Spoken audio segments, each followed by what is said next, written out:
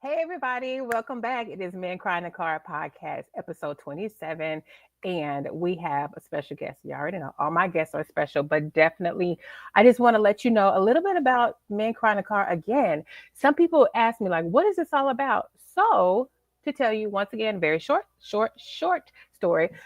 This podcast was actually like birthed out of my husband losing his brother. He told me I was a safe space for him. He said he wished all men had safe spaces to be seen, heard, and supported. And I was like, you know what? Then that's what we're going to do. So, Men Cry in the Car podcast is where men are seen, heard, and supported. And we want you to know that you are safe here. This is a brave space. You are comfortable, you are loved, you are all those things that you may not know that you have or that you may not experience in your own environment, your surroundings. You are here. This is your community. This is your tribe. So all the men that come on, they want to talk. They want to share. They're open to share. And they want you to know that it is okay to not be okay. They want you to know that it's okay to have feelings, emotions, and thoughts, and all those things that men are not supposed to have, but you do. Okay. So today we have Kollin Kennedy. I met this young man at a literary fest, I think last year. Anyway, he's an author. I'm an author. And I just walked around and we were talking and I met him and I was just like, oh my God, your work is amazing. And we're going to be talking about his books too. He is a young man of 22 years old. I think 22. He'll correct me. But I spoke with him and he has so much to say. And I asked him, would you like to come on the podcast? Because I feel like your experiences and what you've been through can really bless somebody or help someone. And he said yes. So we are here today. I would like to invite you right now to be open to receive what this young Black man has to say. Like I said, he is 22, but I'm pretty sure he has a lot to give us. So without further ado, we will bring on Kollin Kennedy. Hello, thank you. I appreciate that introduction. That was amazing. Thank you. Absolutely. Kollin, Mm, thank you so much for being here. Like I said, I met you when the Doc Bookshop had put that on for us. And it's yeah. just a great way of networking, excuse me, networking. And you just never know who you're going to meet. You never know who you're going to run into and all those things. And when I saw you and I met you, I was just like, he has a fire. He has a light. I want to talk to him again. And when you said you would, I really appreciate that because not everybody says yes. And so I appreciate you. I Mm, titled mm. your episode as Who is Kollin? And so I know just a little bit of what you shared with me, but can Mm. you tell the people that will come on and those that are going to watch the replay, who is Kollin Kennedy? So I would say who is Colin Kennedy first. I'm a man. I was born in Baton Rouge, Louisiana. 23. Just a guy trying to get through life, just as anyone else who has problems, just as everyone else. And I feel that's one thing that a lot of us may not acknowledge because we live in this sort of social media world where everything is more of like glitter and glam and so everything is positive. But, everyone has problems. I have problems. No matter how much I may smile or laugh, there's things going on in the background that most people don't know about. And I'll say that's who I am. Just a guy trying to get through life, write his stories, and have a good time while doing it. He said, have a good time while doing it. You know Mhm. what? When you said smiling when there's a lot going on in the background, Mhm. I feel like a lot of us do that. Mhm. And I also feel like men do that more than women. Mhm. Do you agree with that? I would. I would agree. I'll agree to that. Mm-hmm. I think that guys, and it could be sort of a interesting relationship. I Mm-hmm. would say guys can hide their emotion very much so, but it wouldn't necessarily be like a smile. It may come out as frustration or anger, like something happened at work, so you take it out on the family or your kids, or if you call on your friend or your friend calls you, you take it out on your friend. I think it could just come out in ways that's not expressed as sorrow whenever you're going through that sort of depression in life. I think with women, I think that women could be very I I guess it could be the same way, but when I Mhm. notice with women, it's very I think it's a lot better in the sense of like just smiling through sort of tough times. Mhm. It can be similar in the ways with men where we it, I don't know the exact term that it's called, but it's just the anger is misplaced. So, like as I said before, you're going through something at work or something, a personal tragedy. Your parents died, someone died in the family, and you Mhm. may take it out on someone else. I think all humans share that, but Mhm. in the expression, I think men could be very. It could be more like straight face, or you're just it could be applied in sort of like very anger physical sort of ways, but women it could be more a little bit more smiley or at the same time um, it just express it in a sort of different way. I hope that makes sense. Absolutely, it makes sense. Similar, but at the same time it could be different. Mm, Absolutely, it makes sense. And this is the reason why when my guests come on, I just let you talk because I feel like a lot of men mm, are not open to share feelings all the time. mm, And the fact that maybe you feel like you have so much to say and no one is here to listen. mm. So you said things very well. Thank you, I appreciate that. Uh-huh. Mm. And I do feel that there are men who do feel that way.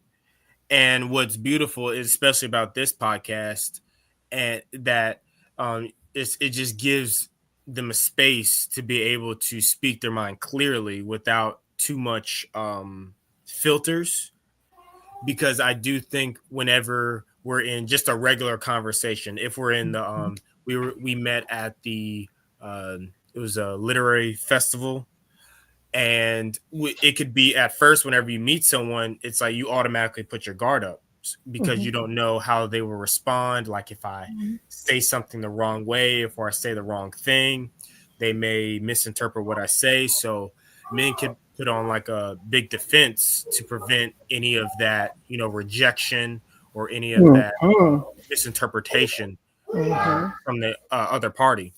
Mhm. And just being able to break those barriers like podcasts like this is just it's amazing to be able to get to the heart of just each man who it that doesn't have that space um in his regular everyday life. Yes. Yes. Mm, That is exactly it. That's mm. it.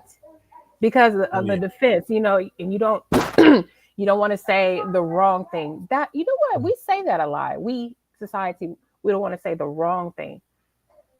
The mm, wrong thing? Or am I just being myself? You know, mm, is it the wrong thing for you because you don't know me? mm, But is it me just really showing up as genuine, as authentic as I am, but because we're meeting for the first time, mm. encounter, I don't want to say the wrong thing, you know? Oh yeah. Oh yeah.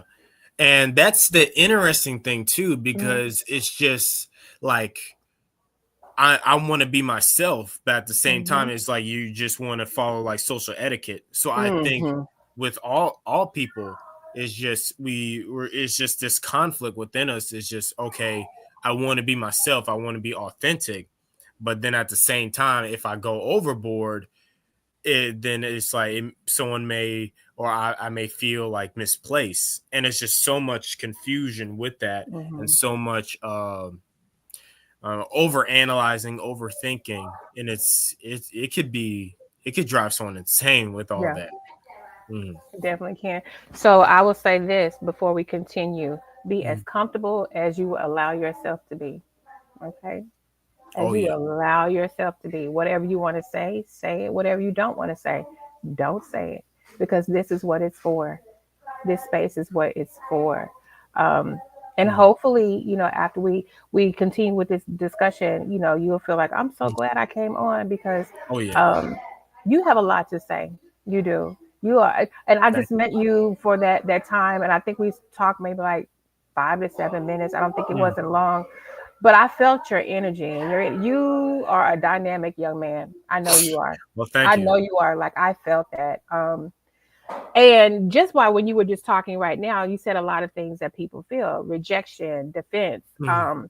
um, society, like these mannerisms we're supposed to have in society, and all those things, still put us in a place where we are not able, or let me say, not able. We feel we are not able um, to just show up and be free. I Right. too was that person too. I was that person at one point where Mhm. it may have been used as code switching here. Like if I'm in a corporate setting, then I Yep. can't be my Mhm. fun self. If I'm at a barbecue, then I can't be my corporate self. Like it's like all these things that are tied Mhm. up and like who am I really supposed to be? And I think that's the reason why I titled it as Who is Colin, because there's so many faces or spaces or people or personalities that show up in you. I know, because we Mhm. all have it. Where would you say you are the most comfortable as like in environment or Mhm. in personality or creativity when it comes to you? Oh, that's a great question. I would say where I feel most comfortable, Mm-hmm. I think it would have to be either with one of my closest friends. Um, One of my closest friends. I just got done hanging out with him yesterday. I could joke with him about like anything, talk to him about anything, and he also feels comfortable talking to me about some like personal things. And it's amazing being with someone like that Mm-hmm. because they don't have he doesn't have like the certain hangups of trying to be of a lack of a term politically correct. I'm able to just speak whatever my mind, even if we disagree, because we could Mm-hmm. disagree about Mm-hmm. anything, and we don't get into arguments. I mean, I think we only went into one argument, but other than that, we could disagree about things Mm-hmm. and all, but still come away as like the best of friends and still joke around at the end of the day. I would say that's where I feel my most comfortable, Mm-hmm. and also by myself. I think that's one thing a lot of people, Mm-hmm. I think, I'm not exactly sure with men. I think there are men who like to, how do I describe this? I would say they don't like to be alone, but they at the same time they still want to have that time to themselves, if that makes sense. So they just want to have that space to themselves, but like they want to be alone but not lonely. Mm-hmm. Mm-hmm. So they want to have that time to recuperate and think and try to like figure out life, but at the same time they want to have someone there who is with them after that alone time by themselves. Mm-hmm. And I think that's something that I also cherish, solitude. I really Mm-hmm. love, reflecting um, by myself about um, sort of issues around life or sort of problems I'm dealing with my own life, works that I or creative ideas I want to get accomplished. It's nice to be able to spend time by myself and thinking and reflecting to be able to figure out a solution to sort of the Mm-hmm. creative problem or the workplace problem or health Mm-hmm. problem or whatever that lies. Mm-hmm. Um, I don't. I think I forgot your second question. No, no, that I was. That's what I Mm. was saying. Where you feel most comfortable, like environment, and then like within personality, or like which personality or creativity space that you're in. So, Okay.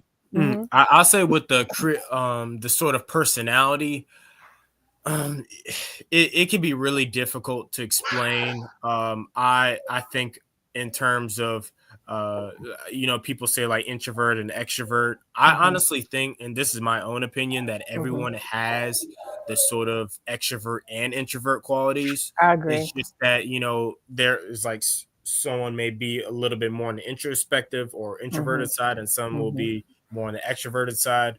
but still people Yeah, could develop, if they're extrovert, develop their sort of introspective, introverted side, and vice versa. I agree. I think I'm in sort of like personal creative space. I think it would be more the introverted sort of side, sort of reserved, reflecting, but I don't want it to make it seem as I'm uh, that's where I'm only comfortable. I would say Mhm. even with Mhm. talking and meeting new people Mhm. as well. It's just, and even like at that literary festival, you just meet, and I'm pretty sure you had the same experience. You meet like so many other people as well, and you're Yeah. learning from different people, and it's like that is a really interesting space for me to be Mhm. in, because sometimes you meet people who have like really chill, not awesome personalities, but then Yeah. you have someone who has like a very I'll say extravagant personality, and Mhm. all of that is just amazing to me. Mhm. And that could serve as creative inspiration, because just the way someone Mhm. speaks, the way someone, has they carry themselves, the way like they have a certain mannerism, and I Mhm. just that is sort of, it's thought provoking and it's very Mhm. interesting. Mhm. Yeah, and so I like being in that space too of like Mhm. creativity of because that's where I'm the most comfortable, Mhm. where I'm creating. You Mhm. know, I'm the most comfortable listening too. Mhm. Like I'm a listener simply because when I was growing up, did not feel heard. Mhm. So I will listen. I'm comfortable with silence. You know, a lot of people are Mhm. not comfortable with silence. Right. I Mhm. find space like I am extremely comfortable in silence simply because I know I don't have to feel it. Like I don't have to feel it with anything. Silence Mhm. can be. It can just be. Um, Right. so yeah, but I definitely wanted to know that because I was just like, hey, where do you feel the most comfortable? So now I Mhm. want to flip it just a Mhm. little bit. On the same question, but like, so if those are the places where you feel the most comfortable, Mhm. where's that space or place where it's like, I don't know, I feel a little Mhm. uneasy here. I don't Yeah. know if I should be here or if I want to be here. Where's that space? I would say if I feel really uncomfortable, I would say it would be a place where I feel like angry, and Okay. it would be like I'm very, very angry. Like if I'm at work and I'm dealing with someone like an angry customer, Mhm. and it's like I'm trying to tell them the exact, things and the rules and policies that we have, Mhm. but they want to come up with their own thing. And I would say that would make me uncomfortable just in Mhm. terms of feeling, because I really don't like having those feelings of anger. And I could Mhm. like whenever I get angry, I start like to shake, and my Mhm. voice, I get choked up. Mhm. And it's just like I have to take a step back and breathe for a little bit, Yeah. because I just don't want to, because I notice whenever I do get really angry, I could start like being very sarcastic, Mhm. and I like that in my sort of humor. Like I like being like I like sarcastic humor, but once Mhm. it starts getting to an angry place, Mhm. then I'm like, okay, I just like I notice I'm doing this, and I need to step back, because Yeah. it could just seem like I'm being a smart aleck, and that's not. Mhm. I just don't think that's not the vibe I want to give off. So I would Yeah. say that's really the one place I feel very uncomfortable, and I would say, I can't say if I'm out in like a social function and I don't know anyone. Okay. I wouldn't say that's like necessarily uncomfortable, Mhm. but I would say like I could make myself comfortable within that space, Okay. because it's like I will feel like that anxiety in the beginning, but then once I start, saying, "Hey, how like what's your name?" or just Mhm. notice someone's shoes and start making conversation, then I feel more comfortable in that space. Yeah. Mm. Because you're allowing yourself, like, I'm here. Let me enjoy my time. Right. Let me like. be part of the environment. Yeah, that's definitely. You know what? Exactly. It is. Let's see. How should I say this? When we talked about in the beginning how Mhm. it's more accepted for men to be angry or be in the angry space or show that because for some reason men got to be hard and tough and all that, and then you say, but where I feel most uncomfortable is in the anger. Mhm. you know um is that because of, I mean, I know you said because you get more sarcastic and all that, Mhm. but is it because that's the space where you feel less in control, or Mhm. maybe less in control? Maybe I should just stop right there. Is it because you feel Mhm. less in control? Is that I what it would is? say so. I would think Okay. so. I feel it's like I'm less in control. I'm not present. Mhm. I know that, like, you've probably heard this too, where men, if they get really angry or like it like started fighting, it gets Mhm. physical. Then Mhm. then you black out. And Yeah. I would say with me, it's just in that anger, I could feel less in control, and I may Mhm. say something that I'll probably regret later. Yes. And even whenever I just had an experience, I think about a week or two ago, where I was dealing with a customer who was, very unhappy about something. And Mhm. I started getting a little like sarcastic about it, be, because first, I felt I was being, um, like the customer was talking in a way that felt it was, how do I say, a little bit trying to be that sort of like smart guy, wise guy sort of type, and made Mhm. it seem that I wasn't really understanding my job or my position. So Mhm. in that sense, like that's where I took it at like I'll try to like reciprocate the energy that I felt, but Mhm. at the same time, at the end of it, the next day, even I talked to my supervisor about it. Like I was like, I'm gonna be honest, I'm not a fan how I handled the situation because I felt like I was not in control of what I Mhm. was saying because I could have handled that a lot better. And even if I did feel the person was feel like it, um talking in a sort of sanctimonious, Yeah. Mhm. pretentious manner, Mhm. then I still could have just been okay. If you believe that, then that's completely fine. And I just said something like that instead of going on like a sort of sarcastic take. Mhm.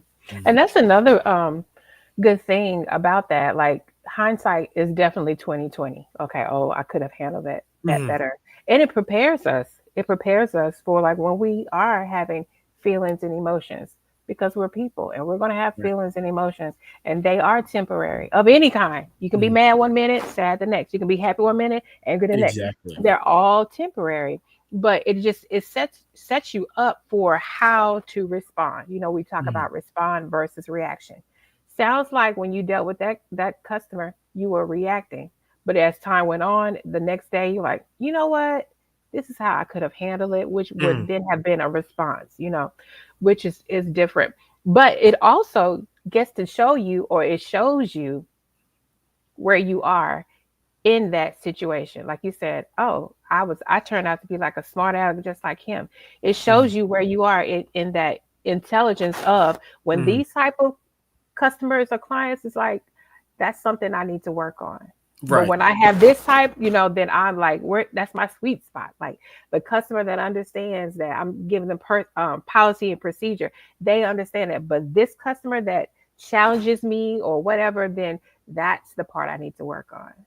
Right. And it's not just you, it's all of us because Oh life yeah. shows up. Life shows up and we're like, you think you have it all together. Yay, I'm good with that. Mhm. I'm good with my emotions. I'm good with my thoughts. I'm good with that. And then let Mhm. something happen. Like these children in the background. They're here. Whatever. They're just gonna be here. Mhm. I understand that. This is Saturday. This is their time too. I'm not gonna get angry about it. And I'm in my Right. home, and I'm in my home. What are we doing? Exactly. It's going to happen, but it could be one of those situations like, why are you there? That is no, this is it. And so that the reason why I'm bringing it up is because when you have those emotions that are intense or they are severe or high or whatever you want to call it. Mm, I'm a language person. I love words. I did not major in English, but I just mm, love words. So you choose your word. When mm. it gets very intense for you, like where do you go? Where do you go mentally, physically? Like where do you go in those spaces? Like whenever it gets intense in like anger or just Any type of intense emotion, it doesn't matter if it's anger, sadness, joy, it doesn't matter. Like where do you go for mm, that? I would say intense. Uh, I would say it will be more of a presence and a sort of I'm in the moment. Because whenever I think of intense, I think of more of like creativity and sort of Hmm. writing. Okay. Like I'm writing a book or I'm just working on a creative piece within writing. And if I'm like going really intense with it, it's Hmm. just I'm more very just present and very locked in. And it could be the same in the sense of like working out. I go to the gym. It'll be in that Hmm. intensity. I'm more in a space where it's sort of that very spiritual sort of sense of being one with the creativity, being one with the gym. And I Hmm. think that's sort of space I go in whenever I get into that intensity. Mhm. Okay. Okay. So now give me an example of a time where you felt like you wanted to express yourself, you needed to express yourself. There was no one to listen, or Mhm. you thought there was a person you could call or a situation, and you just needed some guidance, you just needed some support, and no one was there. How did you handle that situation? Like, what was it, and how did you handle Mhm. that situation? I would say with two situations where I didn't feel heard, I would say even growing up, I think like looking back now, I would say I was trying to communicate. I was always trying to be like a class clown, make everyone laugh, and I think that was my sort of way of just getting attention. And I think as I got like in the early high school, I was a very loud, obnoxious guy. Like if you ask some of my friends now that I still talk to from high school, they would tell you like the sort of same thing. Hmm. And I think that was just my way of just trying to get attention, just trying to. That was my sort of Hmm. outlet of just trying to express myself.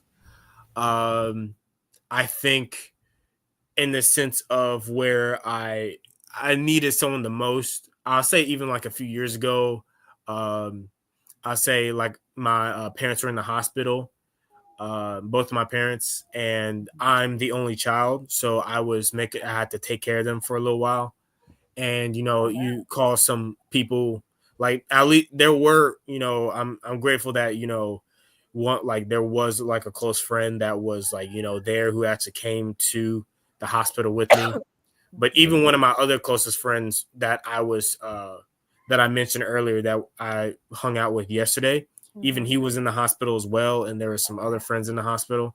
So it was just like a really dark time, and I thought there was like other people I could call, and like there's certain individuals in particular that I thought that I could call because I did all these things for them. I picked them up, I drove them where they needed to go to, I gave them advice whenever they were going through a breakup, Hmm. um and just sort of things like that. And during a time like this, whenever like both my parents are in the hospital, and I didn't even know until later on that my best friend, who's like a brother to me, was in the hospital.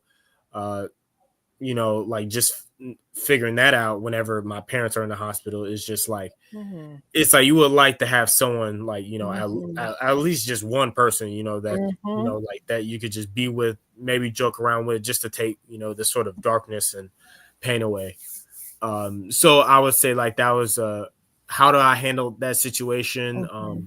a few years ago. I mean with that friend, I just had to call it off. It's just like, now I understand it's like there's no need to call anymore, or calls a certain person anymore.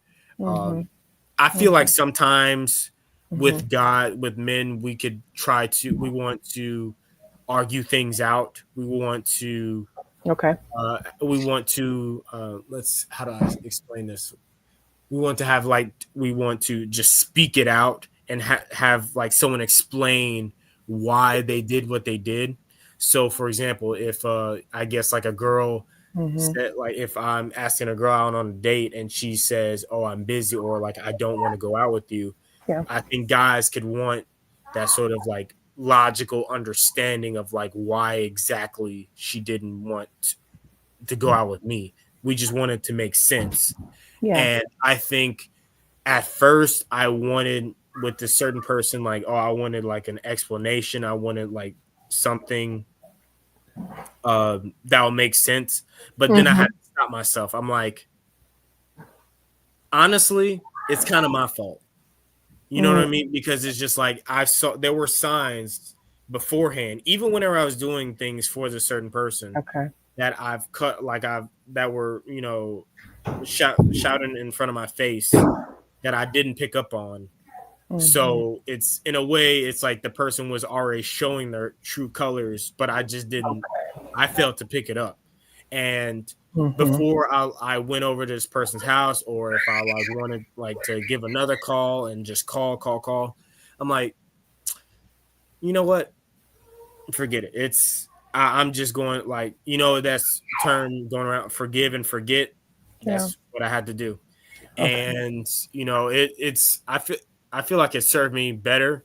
Um, this person, and it's a shame because I was really good friends with their parents, Mm-hmm. the Mm-hmm. brother, and I even Mm-hmm. see the brother like at the gym I go to, Mm-hmm. and the family showed me all kinds of respect, and I wanted to make sure I showed the same love to them. But it's just now, since like the main line of communication, Yeah. since I barely see this certain person, now I can barely even see the family too, and I only could see them on very rare occasions, like in the Okay. city or in the or at the gym, if that. Mm-hmm. So, um, but it's just something that I had to do, just forgive and forget, and I would think that's the best way I had to handle the situation. Okay.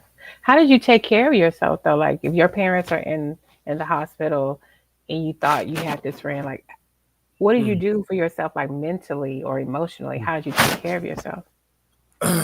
At that time, I would say honestly, I really don't know. I don't have any idea how I was able to take care of myself. I'll say with like the mentals, I think just I don't know if around this time I went to like the counseling Mhm. with the university I was at. Okay. Um, I think it was just I think writing too helped. Writing, being able to just write the sort of like get the sorrow out, get through that, and also just telling myself that all like hard times like pass and time heals all wounds. Just understanding those sort of maxims Mhm. are really helpful. Mhm. um I would say um yeah, and just really getting through it. I can't say I wish I had like I went to therapy, I did this, I did that, but honestly I didn't do Mhm. any of that. Mhm. And I would say I just went through it. And that's really the best way how I was able to get through it. I Yeah. think for other people who are going through those hard times, they probably will have they may have like someone there to talk to them, but Mhm. they may be in a similar situation where they may feel lonely, Yeah. so they could do something and go to like counseling or therapy. And also, actually, this came to mind, Okay.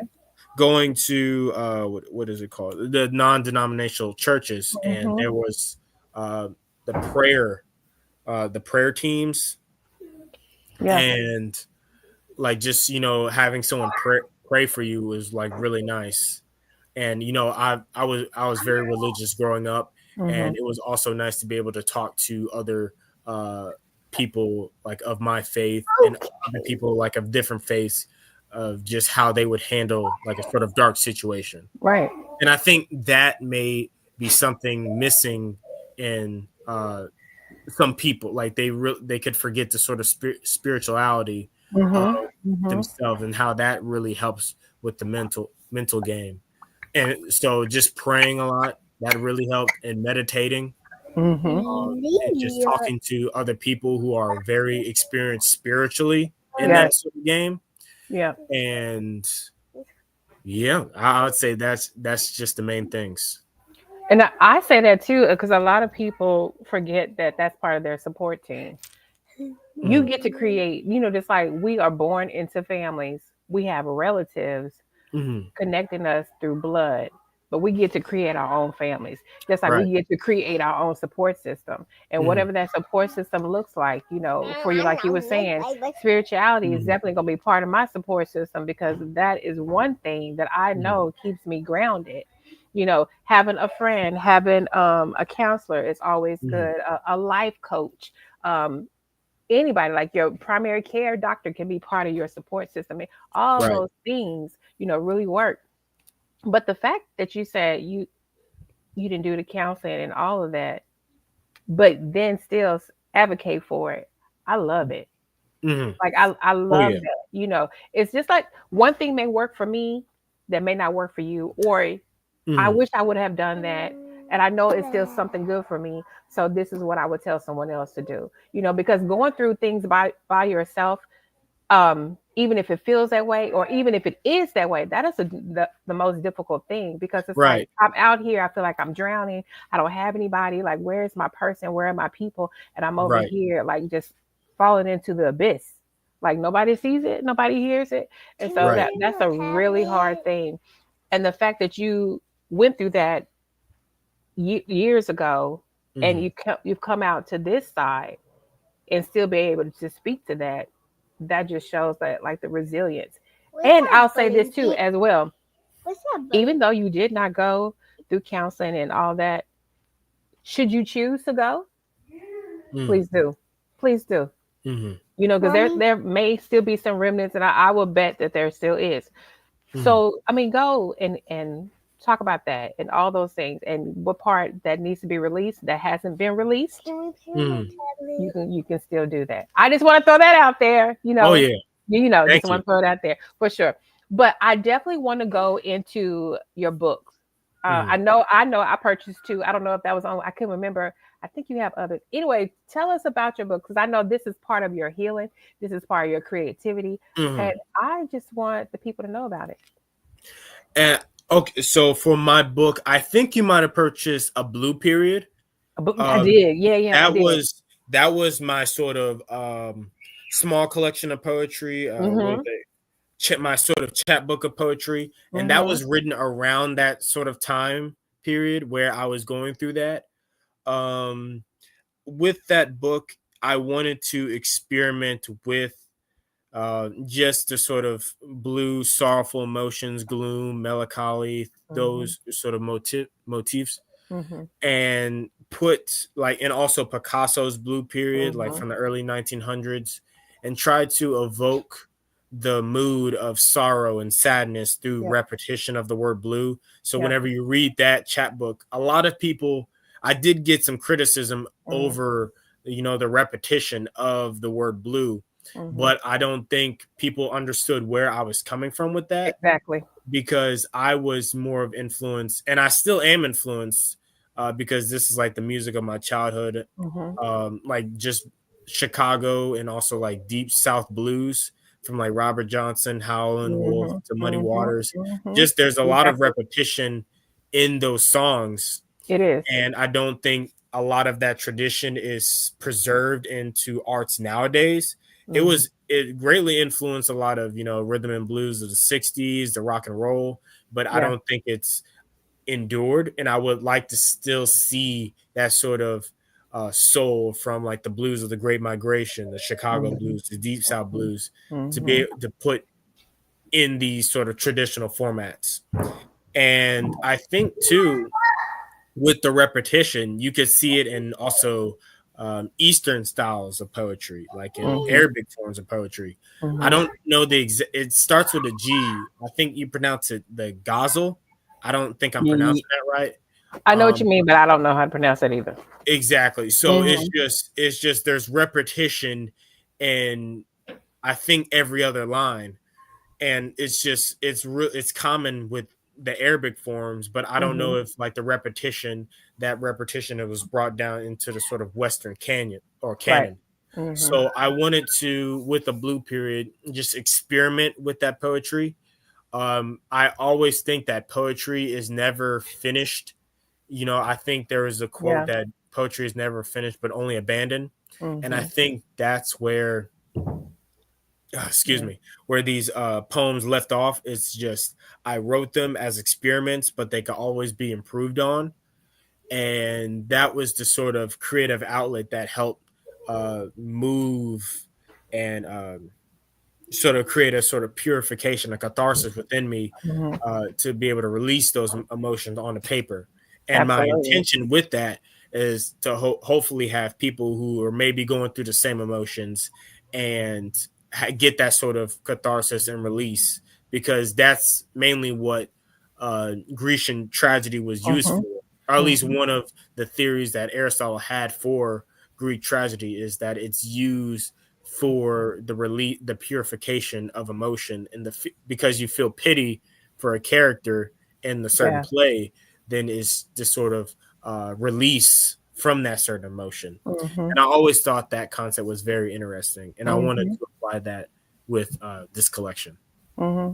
You did a wonderful job too. Thank you. Do you have a copy near you?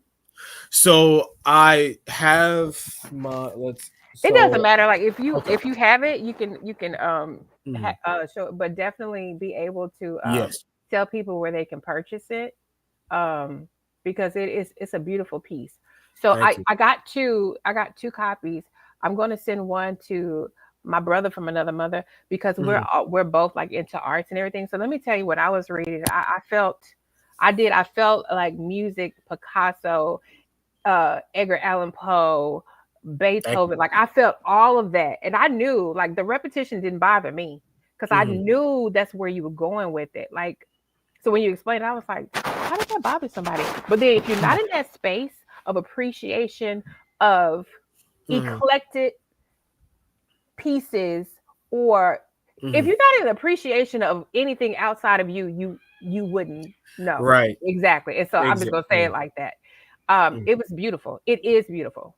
Like Thank you. I it appreciate is beautiful, and I was just like, this really needs to be seen. And I can it. see Thank how you. you poured yourself into like your creative space. Like I did. I felt like sometimes. Then other time I was like, oh yeah. And then other time I was like, oh, you know, it brought on so many Right. emotions. Mhm. So you did a Exactly. wonderful job with that. Thank you. Thank you. I Hmm. appreciate that. Hmm. And yeah, and also I do appreciate other opinions too. I Yeah, for do sure. think with like poetry could be very difficult, at least in the way how I write it, because I don't want to go in the sort of mainstream, very Instagram poetry, like where it's like a sort of quote.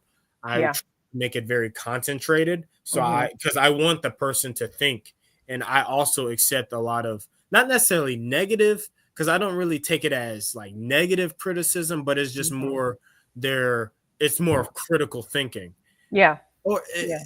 I don't know if I'm really describing that right. It's just that they have a sort of different Get opinion. opinions. Yeah. Different Exactly. opinions. So, and it's just I appreciate that because they're at least engaging with the work, Hmm. and they may disagree with something this, but they may agree something else within the work. Yeah, And for I sure. and the other copy, and I don't know if you saw this collection of poetry, but it was As Time Goes By.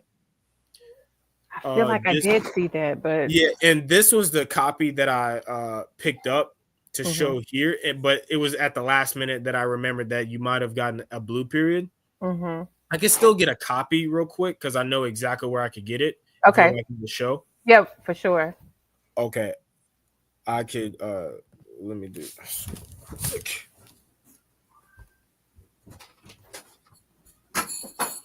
So that's what we're doing. Everyone, we're talking to Colin about his works.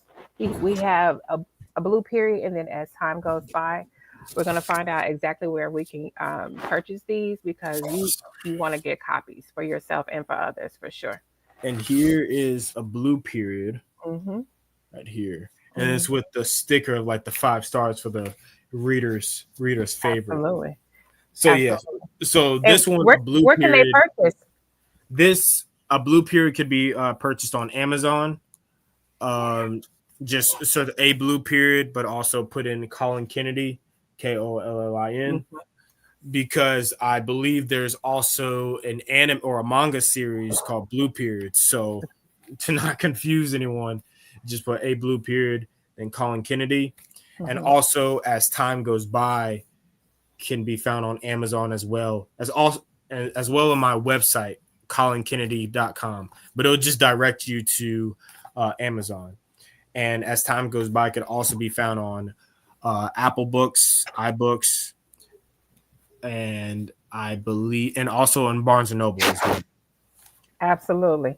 So while we're still talking about that, like where can people follow you on your social media? Mhm. Anywhere on social media, and also if you're doing like a book signing, if you're doing anything in the community or whatever, let us Mhm. know. We would love to support that. Thank you.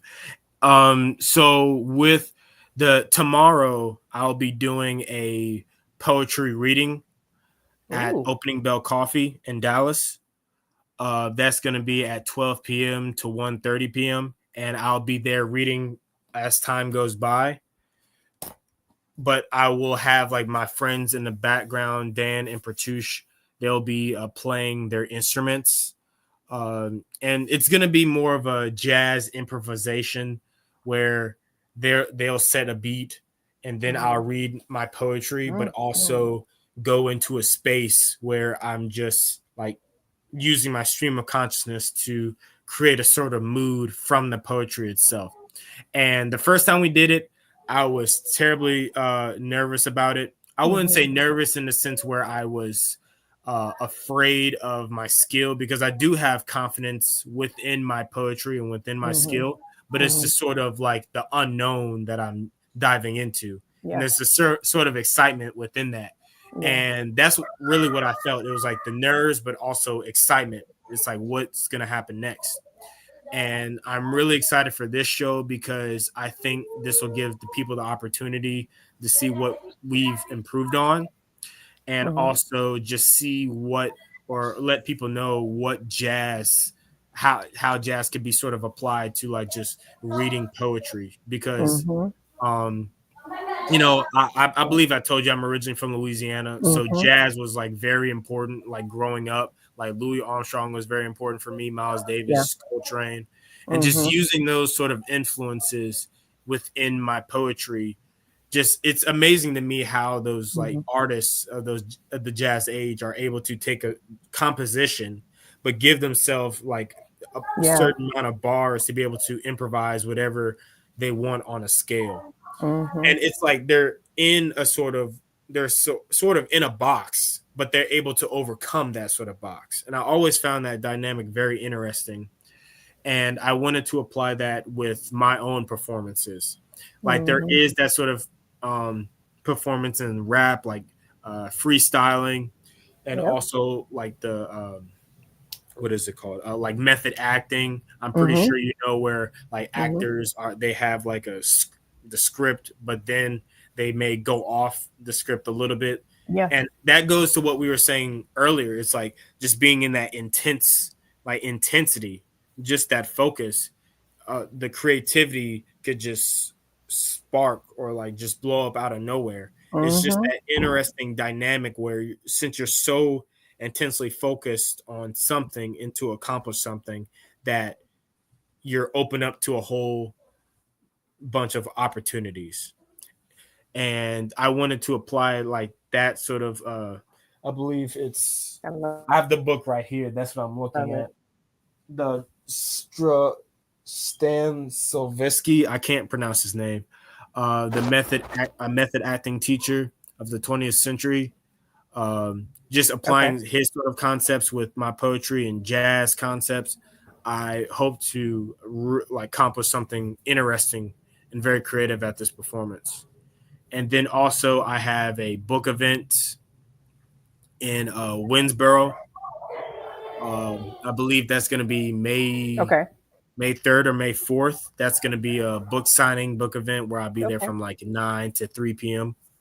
And then I'll also have some other book signings in Denton, Texas, as well, Mhm. and Mhm. also poetry Yeah. readings in Denton as well at bookshops. I'll have one the next Friday, and also be doing open mics in Opening Bell Coffee on Saturdays. That's awesome. Yes, so So I mm, would I would say come back and put like some of those events in here. I did put mm, your site on there so and people can find you and find your books. mm, Because those are interesting. Like I love those, being able to have poetry with jazz and um painting and mm, like I love all of that. Like when you can bring all those together, that's the space, a lot of people want to experience but don't mm. know it's out there. So I'm glad you shared Oh that yeah, with us.